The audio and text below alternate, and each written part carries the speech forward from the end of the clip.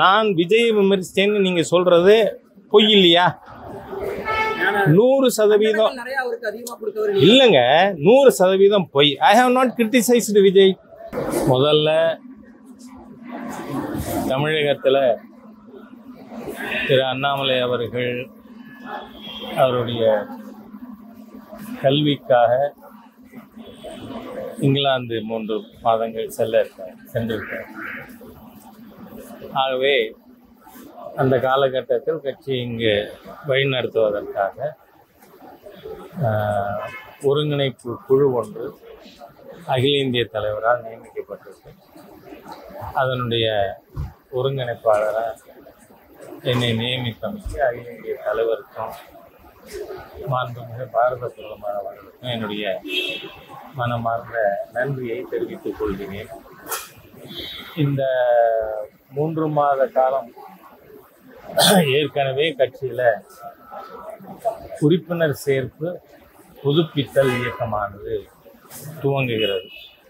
என்றால் பாரதிய ஜனதா கட்சியை பொறுத்தவரை யாராக இருந்தாலும் அகில இந்திய தலைவரிலிருந்து அனைவருமே 6 ஆண்டுகளுக்கு ஒரு முறை தங்களுடைய உறுப்பினர் காலத்தை புதுப்பிக்க வேண்டிய அவசியம். அதனால் இந்த பருவத்திற்காக 24-30 பருவத்திற்கான உறுப்பினர் சேர்ப்பு இயக்கம் புதுப்பித்தல் இயக்கம்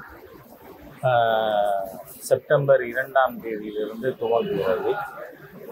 ஆகவே ஏற்கனவே கட்சியினுடைய மையக்குழுவில் முடிவு செய்திருக்கிறது மாதிரி அகில இந்திய தலைமையினுடைய குறிப்பும் ஒரு பூத்துக்கு 200 பேர் சேர்க்கப்பட வேண்டும். ஆகவே தமிழ்நாட்டிற்கு 1 கோடி இலக்கு நிர்ணயிக்கப்பட்டிருக்கு.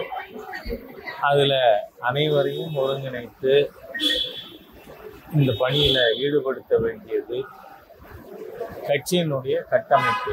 நம்முடைய கடந்த கால அனுபவத்தில் எங்கு கட்டமைப்பு நல்லா இருக்கோ அந்த பார்ட்டியோட பெர்ஃபார்மன்ஸ் நல்லா இருக்குது. அதனால் இந்த காலகட்டம் அமைப்பினுடைய உறுப்பினர் சேர்ப்பு புதுப்பித்தல் மற்றும் கட்டமைப்பு ஏற்படுத்துகின்ற காலகட்டம். அதை நோக்கி பாரதிய ஜனதா கட்சி 26 தேர்தலிலே தமிழக மக்களுடைய அதிகாரத்தை பெறுவதற்கான ஆணையை பெறுவதற்கான ஒரு காலகட்டம். அதற்கான பணி தேசிய தலைமையின் எதிர்பார்ப்புக்கு ஒப்ப இருக்குங்கிறத தெரிவிச்சு.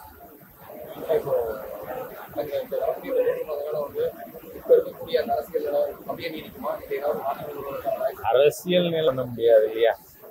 ஏனென்றால் அது அன்றாடம் மாறக்கூடிய ஒரு சூழ்நிலை. அரசியலை பொறுத்தவரை பாரதிய ஜனதா கட்சியின் ஒரே குறிக்கோள் 26 தேர்தலிலே எல்லா விதத்திலும் மக்களுடைய ஆணையை பெறுவதற்கான தயாரிப்பினை மேற்கொள்ள வேண்டும். அதில் இன்னும் சொல்லப்போனால் சரியாக உறுப்பினர் சேர்ப்பு இயக்கம் துவங்குகின்ற ஒரு காலகட்டம். அது நாளை மறுநாளே துவங்குகிறது. அதோடு மட்டும் இல்லை, கோயம்புத்தூரில் நான் இருக்கிறதுனால இங்கே பெரிய குற்றச்சாட்டு கோயம்புத்தூர், மயிலாடுதுறை, தென் சென்னை போன்ற பல பாராளுமன்ற தொகுதிகளில் இருந்த குற்றச்சாட்டு பல்லாயிரக்கணக்கான வாக்காளர்கள் வேண்டுமென்றே, அதாவது வருட துவக்கத்தில் இருந்தவங்க கடைசியில் தேர்தலுக்கு முன்பாக திருத்தப்பட்ட பட்டியலில் பேர் இல்லாதது போன்ற குளறுபடிகள் நாம் பார்க்க முடியும். ஆகவே இந்த காலகட்டத்தில் நாம் ஒரு வீடு வீடாக சென்று உறுப்பினர் சேர்ப்பதோடு இப்போ எனுமரேஷனும் நடக்குது. தேர்தல் கமிஷன் ஓட்டர்ஸ் எனுமரேஷன். ஆகவே எலிஜிபிள் ஓட்டர்ஸ் எல்லாருமே அவர்களுடைய வாக்குகளை பதிந்திருக்கிறார்களா அப்படிங்கிறத சேர்த்து பார்ப்பதற்கு ஒரு காலகட்டம். அதனால் அதில் எங்களுடைய கவனம் முழுமையாக.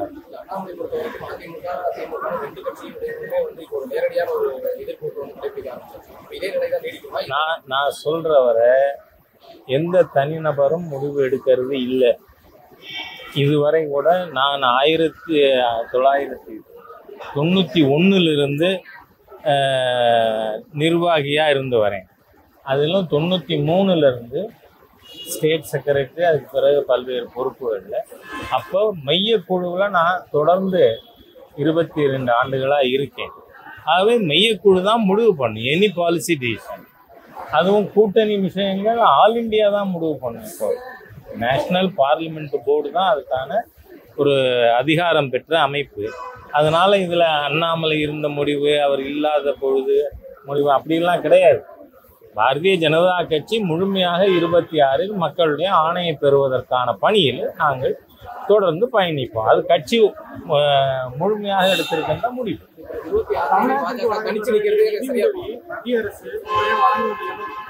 நான் என்ன சொல்றேன், இந்த நொண்டி குதிரைக்கு சறுக்கினது சாக்குமாங்க. அந்த மாதிரியா அவர்கள் இஷ்டத்துக்கு பல்வேறு திட்டங்களிலே நிதி ஒதுக்கி கொண்டிருக்கிறார்கள். சென்ற 10 ஆண்டுல மாத்திரம் ஏற்கனவே பல முறை மாண்புமிகு பிரதமர் அவர்கள், மாண்புமிகு உள்துறை அமைச்சர் அவர்கள் பட்டியல் போட்டு சொல்லியிருக்காங்க, இன்ன திட்டத்துக்கு இவ்வளவு நிதி கொடுக்கப்பட்டு இருக்குன்னு. அவை மத்திய அரசு எல்லா மாநிலங்களுக்கும் ஏற்றது போல செய்து கொண்டிருக்கோம்.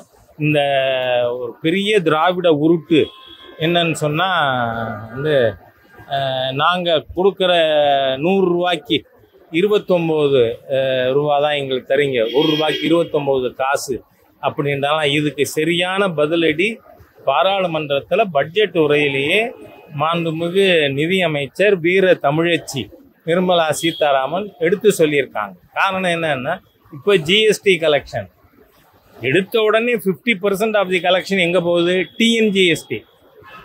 அப்போ அதுலேயே நீங்கள் 100 ரூபா நிதி கொடுத்துருக்கோம், அதில் 29 ரூபாங்கிறது அடிபட்டு போகுது.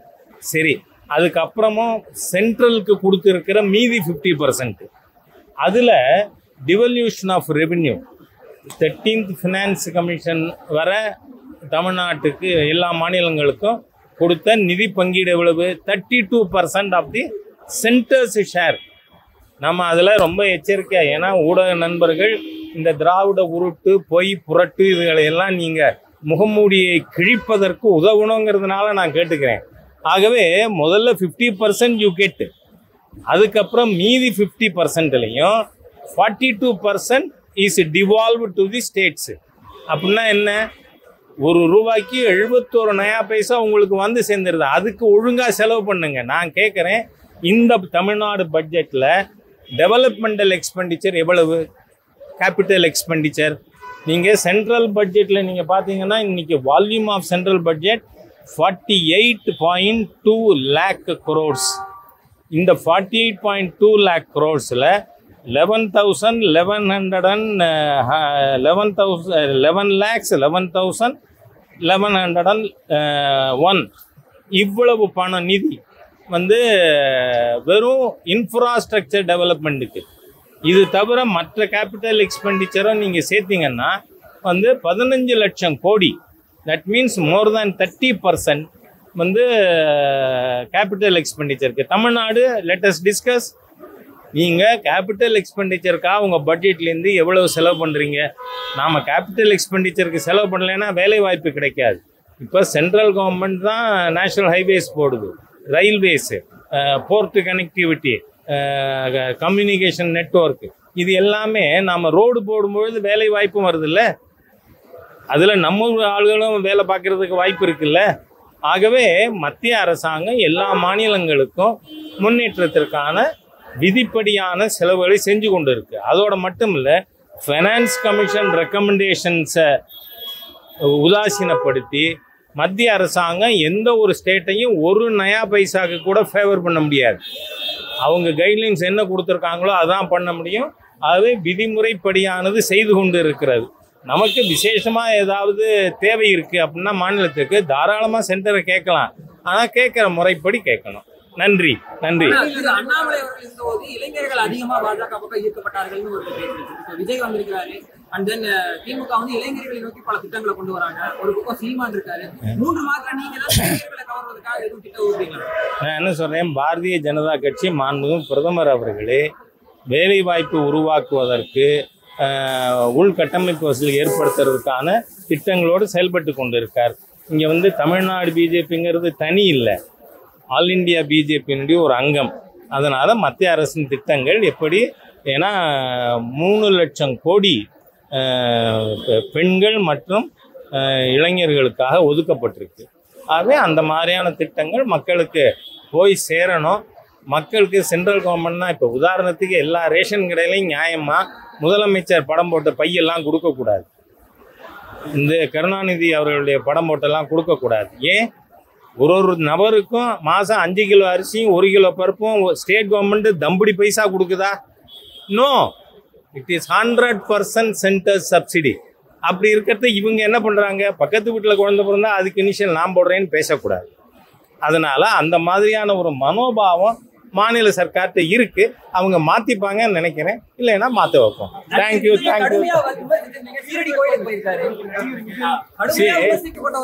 நான் விஜய் விமர்சித்தேன்னு நீங்க சொல்றது பொய் இல்லையா? 100% இல்லைங்க, 100% பொய். I have not criticised Vijay. அவரோட மெர்சல் படத்துல சொன்ன பொய்ய. ஏன்னா பாரத நாட்டில் நாடு முழுக்க ஏழைகளுக்கு கல்வி இலவசம் அரசாங்க பள்ளிக்கூடம் மூலமா. நீங்க இல்லை நான் ஸ்டாலின் மகன் நடத்துகிற பள்ளிக்கூடத்தெல்லாம் கொண்டு சேர்ப்பேன்னு சொன்னீங்கன்னா ₹1,00,000 கட்டணும். வேளச்சேரியில் சன்ஷைன் ஸ்கூல் தான் எனக்கு வேணும்னா. ஆனால் அரசு பள்ளிக்கூடம் இலவசம் தானே, கல்வி இலவசம். சரி, மருத்துவம் இலவசம்.